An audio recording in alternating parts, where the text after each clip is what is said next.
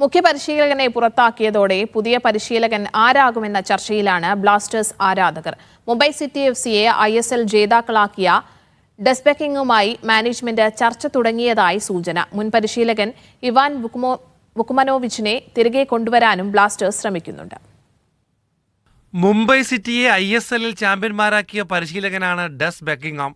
71 മത്സരങ്ങൾ മുംബൈ സിറ്റിയെ പരിശീലിപ്പിച്ച Buckingham AFC champions ലീഗിലെ ഒരു ഇന്ത്യൻ ക്ലബിന്റെ ഏറ്റവും മികച്ച പ്രകടനത്തിന് നേതൃത്വം നൽകിയിരുന്നു. ന്യൂസിലാൻഡ് അണ്ടർ-20, അണ്ടർ-23 ടീമുകളെ പരിശീലിപ്പിച്ച ബെക്കിംഗ്ഹാം ന്യൂസിലാൻഡ് ദേശീയ ടീമിന്റെ താൽക്കാലിക പരിശീലകന്റെ ചുമതലയും വഹിച്ചിട്ടുണ്ട്. 2023 ഇന്ത്യൻ പ്ലേയേഴ്സ് ഫുട്ബോൾ അസോസിയേഷന്റെ മികച്ച പരിശീലകനുള്ള പുരസ്കാരവും സ്വന്തമാക്കി. ഓക്സ്ഫോർഡ് യൂണിറ്റിന്റെ പരിശീലകനായിരുന്ന ബെക്കിംഗ്ഹാമിനെ കഴിഞ്ഞ ദിവസം ക്ലബ്ബ് പുറത്താക്കിയിരുന്നു. Sergio Lobera, Antonio Lopez Habas തുടങ്ങിയവരെ പോലെ മികച്ച ട്രാക്ക് റെക്കോർഡുള്ള പരിശീലകൻ പ്ലേ ഓഫ് സാധ്യത തീർത്തും മങ്ങിയ ബ്ലാസ്റ്റേഴ്സ് പോലൊരു ശരാശരി ടീമിനെ പരിശീലിപ്പിക്കാൻ എത്തുമോ എന്നത് സംശയമാണ്. ബെക്കിംഗ്ഹാം എത്തിയാൽ ജനുവരി ട്രാൻസ്ഫർ വിൻഡോയിൽ ടീം അടിമുടി അഴിച്ചു പണിയേണ്ടി വരും.